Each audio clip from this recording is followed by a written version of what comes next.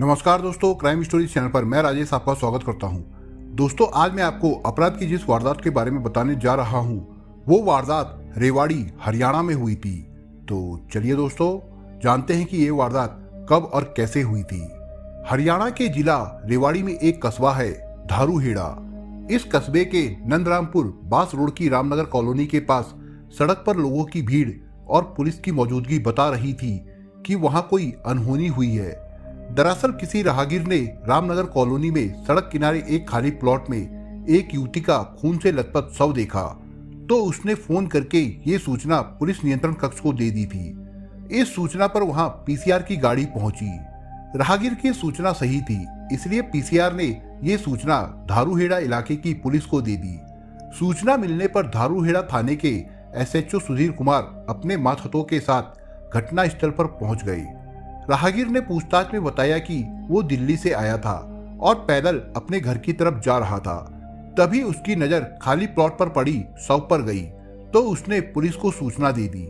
देखने से पहली नजर में ही स्पष्ट हो रहा था कि जिस युवती का शव है उसकी हत्या सिर और पेट में गोलियां मारकर की गई थी।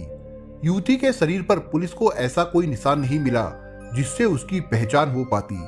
इंस्पेक्टर सुधीर कुमार को लग रहा था कि मृतका आसपास के इलाके की ही रहने वाली होगी। उन्होंने सुबह होने का इंतजार किया और उजाला होने पर आसपास की कॉलोनियों के लोगों को बुलाकर शव की शिनाख्त कराने की कोशिश की, लेकिन पुलिस को कोई सफलता नहीं मिली। इस बीच शव मिलने की जानकारी पाकर धारूहेड़ा के डीएसपी मोहम्मद जमाल और रेवाड़ी जिले की एसएसपी नाजनीन भसीन भी क्राइम ब्रांच और फॉरेंसिक टीम लेकर घटनास्थल पर पहुंच गई। फॉरेंसिक टीम ने वारदात वाली जगह की फोटो व शव को उलट पुलट कर उसके फोटो लेने शुरू कर दिए। जिस युवती का शव था उसकी उम्र करीब 20 साल से ऊपर रही होगी।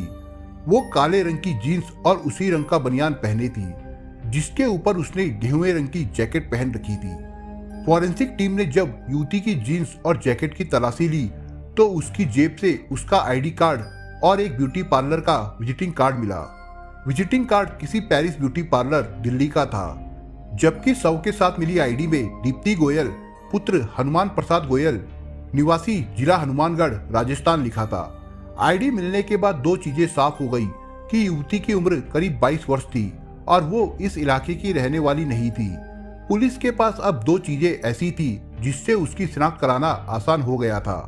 आवश्यक जांच पड़ताल के बाद युवती के शव को पोस्टमार्टम के लिए रेवाड़ी जिला अस्पताल भिजवा दिया गया।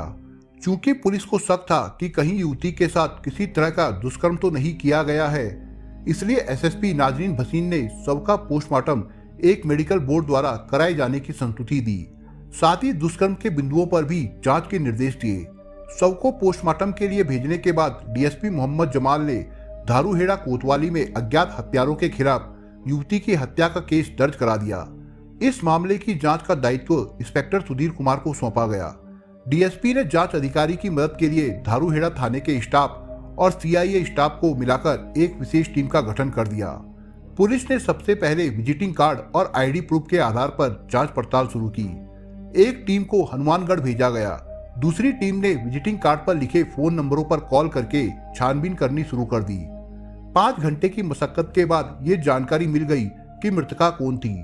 आईडी प्रूफ के आधार पर और ब्यूटी पार्लर के विजिटिंग कार्ड में दिए गए फोन नंबरों को खंगालते हुए पुलिस उस सिरे तक पहुंच गई जहां से युवती की पहचान होनी थी।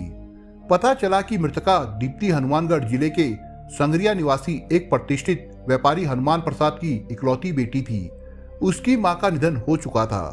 दीप्ति के पिता का संगरिया में आढ़त का व्यवसाय है। पिछले 2 साल से वो दिल्ली के रोहिणी में अपनी ननिहाल में रहकर फैशन डिजाइनिंग की पढ़ाई कर रही थी।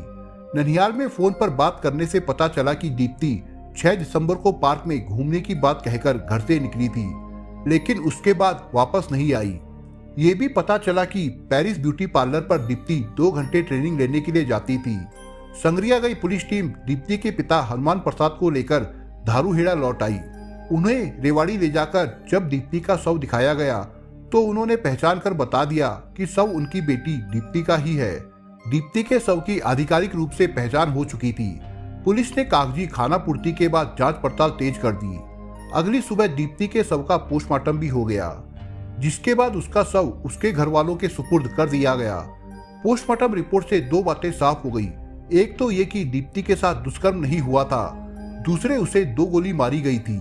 दीप्ति के पिता से पुलिस को दीप्ति का मोबाइल नंबर मिल गया था। साथ ही एक हैरान कर देने वाली जानकारी भी मिली थी। पुलिस को दीप्ति के शव के पास से कोई मोबाइल फोन नहीं मिला था, जबकि उसके पिता ने बताया कि सुबह करीब 4 बजे दीप्ति के फोन से उनके फोन पर एक व्हाट्सएप मैसेज आया था, जिसमें उसने लिखा था कि पापा मैं ठीक हूँ। हैरानी की बात यह भी थी कि दीप्ति के शव के बारे में पुलिस को अल सुबह करीब 3:30 बजे सूचना मिली थी। इसका मतलब उसकी हत्या रात में किसी वक्त की गई थी। ऐसे में यह संभव नहीं था कि वो सुबह 4 बजे पिता को व्हाट्सएप मैसेज करती। इससे जाहिर था कि दीप्ति का फोन उसके कातिल के पास रहा होगा। इससे लग रहा था कि दीप्ति का कातिल उसका कोई परिचित रहा होगा। पुलिस को अब ये गुत्थी भी सुलझानी थी कि दीप्ति की हत्या दिल्ली में हुई थी या धारूहेड़ा में। इंस्पेक्टर सुधीर कुमार ने साइबर सेल की मदद से उसी दिन दीप्ति का मोबाइल सर्विलांस पर लगवा दिया, साथ ही उसकी कॉल डिटेल्स भी निकलवा ली। सीडीआर के अध्ययन से सामने आया कि दीप्ति की हत्या होने के बाद उसका फोन अगले दिन सुबह करीब 9 बजे तक चालू था। इस दौरान उसके फोन पर कई कॉल आई थी, जिनमें कुछ व्हाट्सएप की मिस्ड कॉल भी थी। इस मोबाइल फोन की आखिरी लोकेशन जयपुर में थी।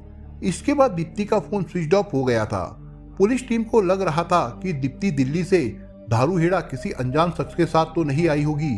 जाहिर है उसके साथ जो शख्स था वो उसका खास परिचित रहा होगा। इसलिए पुलिस टीम ने दीप्ति के घर वालों से उसके सोशल मीडिया अकाउंट की जानकारी लेकर उसे खंगालना शुरू कर दिया। दीप्ति के फेसबुक अकाउंट में तो पुलिस को ऐसा कोई संदिग्ध नहीं मिला जिससे कातिल तक पहुंचने में मदद मिलती, लेकिन फेसबुक की जांच पड़ताल में ये जरूर पता चला कि दीप्ति का फेसबुक अकाउंट आखिरी बार 29 नवंबर को अपडेट हुआ था।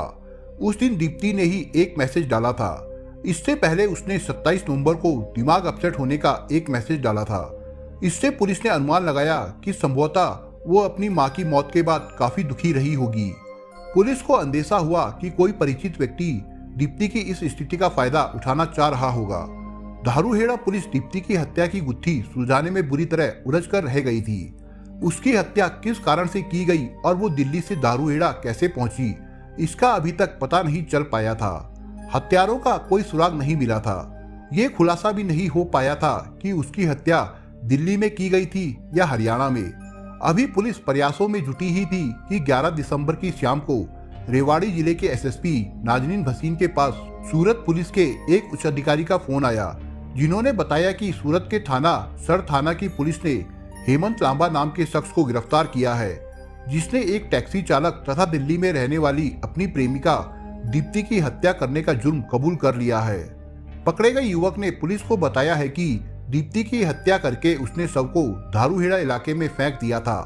पूरी जानकारी मिलने के बाद रेवाड़ी एसएसपी को दीप्ति हत्याकांड से जुड़ी तमाम बातें याद आ गई।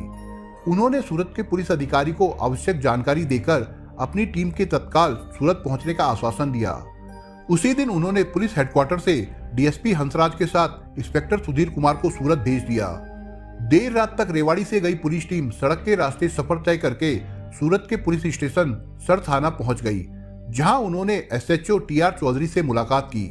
बातचीत में पता चला कि जिस हेमंत लांबा को पुलिस ने पकड़ा है, उसने केवल दीप्ति की ही हत्या नहीं की, बल्कि इस चक्कर में उसने एक और हत्या को भी अंजाम दिया था। 34 साल के हेमंत लांबा को इंस्पेक्टर सुधीर कुमार के समक्ष लाया गया तो वो उसे देखकर चौंक पड़े, क्योंकि वो कोई साधारण इंसान नहीं बल्कि बेहद आकर्षक व्यक्तित्व का मालिक था। पुलिस ने उससे सूरत में ही पूछताछ शुरू कर दी। हेमंत लांबा फिटनेस इंडस्ट्री का जाना माना नाम था। उसकी पहचान एक बॉडी बिल्डर व फिटनेस एक्सपर्ट के तौर पर होती थी। हेमंत लांबा उत्तम नगर दिल्ली के विश्वास पार्क निवासी एक समृद्ध परिवार का युवक था। नामचीन आदमी होने के साथ वो अय्यास भी था। वो लड़कियों को कपड़े की तरह बदलता था। 3 महीने पहले हेमंत और दीप्ति की जान पहचान फेसबुक के जरिए हुई थी। जल्द ही दोनों की मेल मुलाकातें होने लगी और दोनों एक दूसरे पर जान छिड़कने लगे। दोनों अक्सर साथ घूमते, होटलों में खाना खाते और साथ साथ शॉपिंग करते। हेमंत ने उससे शादी करने का वादा किया था। पिछले कुछ दिनों से दीप्ति हेमंत पर दबाव बना रही थी कि वो उसे कहीं घुमाने के लिए ले चले। दीप्ति की इस जिद के कारण 6 दिसंबर को हेमंत ने उसे फोन करके कहा कि आज वो उसे लॉन्ग ड्राइव पर ले जाना चाहता है। ये सुनकर दीप्ति खुश हो गई। 6 दिसंबर को वो दीप्ति को घुमाने के बहाने अपनी अकॉर्ड गाड़ी में लेकर निकला। दिन भर दोनों इधर उधर साथ घूमते रहे हमेशा की तरह एक बार फिर दीप्ति ने हेमंत से शादी करने की ख्वाहिश जताई तो हेमंत ने कहा कि वो जल्द ही उसकी ये ख्वाहिश पूरी करेगा। उस दिन दोनों बेहद खुश थे।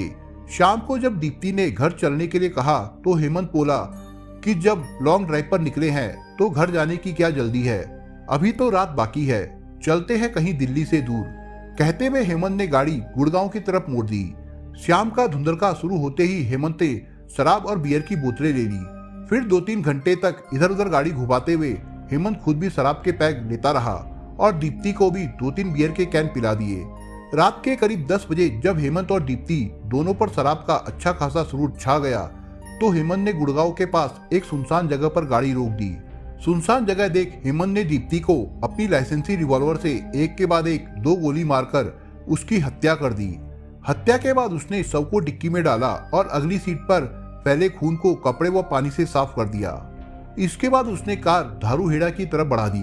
रात करीब 11 बजे उसने नंदरामपुर बास रोड पर एक सुनसान जगह देख गाड़ी रोकी और दीप्ति का शव डिक्की से निकालकर खाली प्लॉट में एक जगह फेंक दिया। दीप्ति का मोबाइल उसने अपनी जेब में डाल लिया था। दीप्ति का शव फेंकने के बाद हेमंत वापस दिल्ली लौट आया। दिल्ली आकर उसने हत्या में इस्तेमाल की गई अपनी गाड़ी को 6 दिसंबर की रात में ही एक डीलर को बेचने की कोशिश की, लेकिन गाड़ी नहीं बिकी तो वो मायापुरी पहुंचा। वहां उसने रात को 1 बजे गाड़ी एक कबाड़ी को बेच दी। गाड़ी बेचने से हेमंत की जेब में बड़ी रकम आ गई थी। रात करीब 2:30 बजे हेमंत ने अपने साथ लाए दीप्ति के फोन से जयपुर के लिए ओला कैब बुक की। जनकपुरी का रहने वाला कैब चालक देवेंद्र सिंह अपनी इनोवा गाड़ी से हेमंत को लेकर जयपुर की ओर चल पड़ा। रास्ते में करीब 4 बजे हेमंत ने दीप्ति के मोबाइल से उसके पिता के मोबाइल नंबर पर दीप्ति की तरफ से व्हाट्सएप मैसेज किया कि वो ठीक है। सुबह करीब 9 बजे हेमंत जयपुर पहुंचा और वहां के एक होटल में ठहर गया।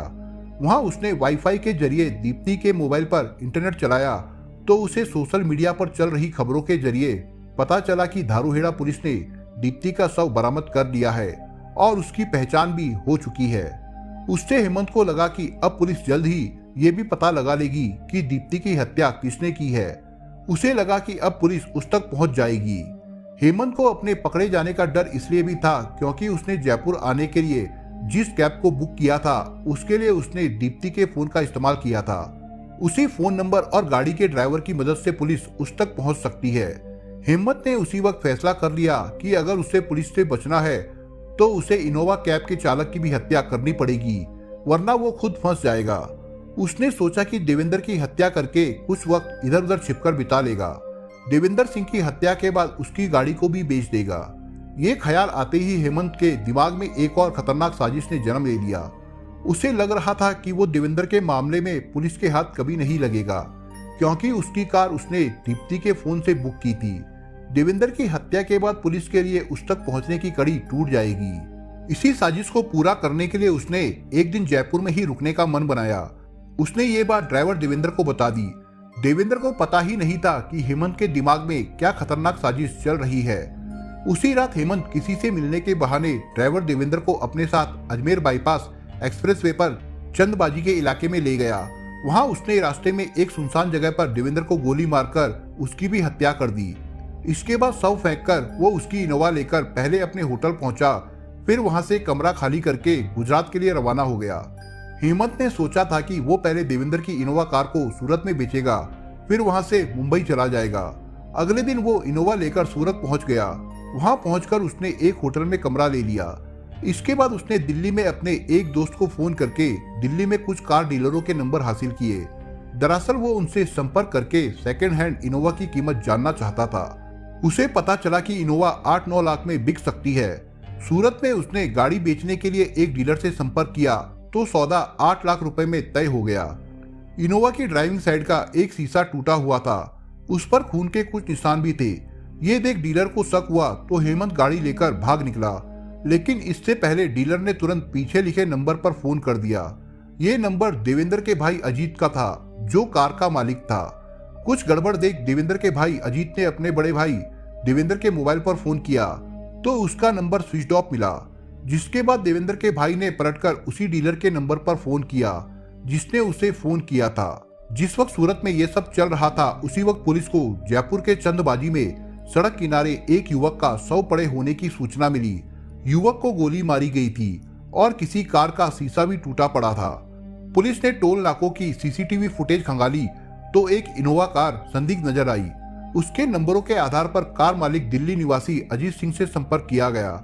अजीत ने बताया कि उसका भाई देवेंद्र बुकिंग पर कार लेकर गया था। वो 7 दिसंबर से लापता है, जिसकी गुमशुदगी डावड़ी थाने में दर्ज करवाई गई थी। बुकिंग करवाने वाले के मोबाइल नंबर की डिटेल्स खंगाली गई तो वो दिल्ली की दीप्ति गोयल का निकला। पता चला कि दीप्ति की 6 दिसंबर को धारूहेड़ा में गोली मारकर हत्या कर दी गई थी और उसका शव सड़क किनारे एक खाली प्लॉट में फेंक दिया गया था। बाद में पुलिस को देवेंद्र की कार की लोकेशन सूरत में मिली। आरोपी हेमंत कार को बेचने के लिए सूरत ले गया था। सूरत के जिस कार डीलर ने अजीत सिंह को फोन किया था, उसी ने सर थाना के एसएचओ टीआर चौधरी को भी फोन करके इसकी इत्तला दे दी थी। चौधरी ने इस सूचना के बाद तत्काल अपने स्टाफ को सक्रिय कर दिया। फलस्वरूप कुछ ही देर में वो इनोवा गाड़ी सरथाना पुलिस के कब्जे में आ गई, जिसे हेमंत लांबा ड्राइव कर रहा था। जब हेमंत को थाने लाया गया और पुलिस ने उसकी खातिरदारी करके कार के मालिक और उस पर लगे खून के छींटों और टूटे हुए साइड मिरर के बारे में पूछा तो सारी कहानी खुलती चली गई। इंस्पेक्टर चौधरी के सामने एक नहीं 2 कत्ल करने वाले आरोपी ने इकबाले जुर्म किया था, लेकिन दोनों में से कोई भी वारदात उनके इलाके में नहीं हुई थी। इसलिए उन्होंने अपने उच्च अधिकारियों को इस बाबत पूरी जानकारी देकर हेमंत के खिलाफ सीआरपीसी की धारा में मुकदमा दर्ज कर लिया। तब तक उच्च अधिकारियों की तरफ से जयपुर पुलिस व रेवाड़ी पुलिस को उनके इलाके में हुए दीप्ति हत्याकांड व देवेंद्र सिंह हत्याकांड की जानकारी दे दी गई थी। सबसे पहले रेवाड़ी पुलिस सूरत पहुंची और उसने आरोपी हेमंत से पूछताछ करने के बाद उसे स्थानीय कोर्ट में पेश कर प्रोडक्शन वारंट पर अपनी हिरासत में ले लिया। रेवाड़ी पुलिस हेमंत को सूरत से लेकर वापस आ गई और उसे अदालत में पेश कर जब 7 दिन के रिमांड पर लिया गया तो ये राज भी उजागर हो गया कि हेमंत ने दीप्ति की हत्या क्यों की थी। फेसबुक पर हेमंत लांबा से हुई जान पहचान और फिर उसके प्यार में पड़ना दीप्ति को भारी पड़ गया, जो उसकी मौत का कारण बन गया। दरअसल जब दोनों की मुलाकात हुई तो हेमंत को दीप्ति पसंद तो आई, लेकिन उसे दीप्ति में ऐसा कुछ नहीं दिखा कि वो उसके साथ लंबा वक्त गुजारता। कुछ समय तक वो उससे प्यार करने का नाटक करता रहा, लेकिन दीप्ति के साथ मौज मस्ती करते करते दीप्ति उसके प्यार में कुछ इस कदर डूब गई कि वो उससे शादी के सपने देखने लगी। हेमंत ऐसा भंवरा था जो एक डाल पर ज्यादा दिन तक नहीं बैठता था। फूल का रस चूसने के बाद वो अगली कली की तरफ बढ़ जाता था, लेकिन दीप्ति के मामले में उसे लगने लगा कि वो उसके गले में हड्डी की तरह फंस गई है। वक्त बीतने के साथ दीप्ति उस पर शादी का दबाव बनाने लगी थी, इसलिए उससे छुटकारा पाने के लिए हेमंत ने उसकी हत्या की साजिश रची। रिमांड के दौरान हुई पूछताछ में धारूहेड़ा पुलिस ने हेमंत से वारदात में इस्तेमाल की गई पिस्तौल, 4 जिंदा कारतूस और इनोवा कार बरामद कर ली। रेवाड़ी पुलिस ने रिमांड खत्म होने के बाद हेमंत लांबा के खिलाफ दर्ज मामले में हत्या के अलावा सबूत छिपाने की धारा जोड़कर उसे अदालत में पेश किया, जहां से उसे जेल भेज दिया गया। इसके बाद जयपुर पुलिस ने हेमंत को देवेंद्र हत्याकांड में रिमांड पर ले लिया और उससे गहन पूछताछ की। हेमंत लांबा अपनी फेसबुक वॉल पर नेता व खुद को स्मार्ट दिखाने वाली फोटो डालता रहता था। उस पर दिल्ली में 1 दुष्कर्म, 2 छेड़छाड़ व एनआईए के 42 मामले दर्ज थे। इसमें लोगों के साथ ठगी करना, जबरन कब्जा करना, झगड़ा आदि करने के मामले भी शामिल है। हरियाणा साउथ रेंज के ADGP doctor R Singh Mishra के मुताबिक हेमंत सोशल मीडिया, फेसबुक व अन्य वेबसाइट पर खुद को हाई प्रोफाइल सोसाइटी का दर्शाता था। उसके इसी प्रोफाइल को देखकर लड़कियां उसके जाल में फंस जाती थी, लेकिन वो उन लड़कियों के साथ कुछ दिन अय्याशी करता था और उनसे नाता तोड़ देता था। उसे पता नहीं था कि जिस दीप्ति को उसने अय्याशी के लिए अपने जाल में फंसाया है, वो एक दिन उसके गले की फांस बन जाएगी। दोस्तों, आप अगर चैनल पर नए हो तो आप चैनल को सब्सक्राइब करने के साथ कमेंट बॉक्स में इस कहानी के बारे में अपने विचार जरूर लिखिएगा। मिलता हूँ एक नई कहानी के साथ, तब तक के लिए अपना ख्याल रखिएगा। धन्यवाद।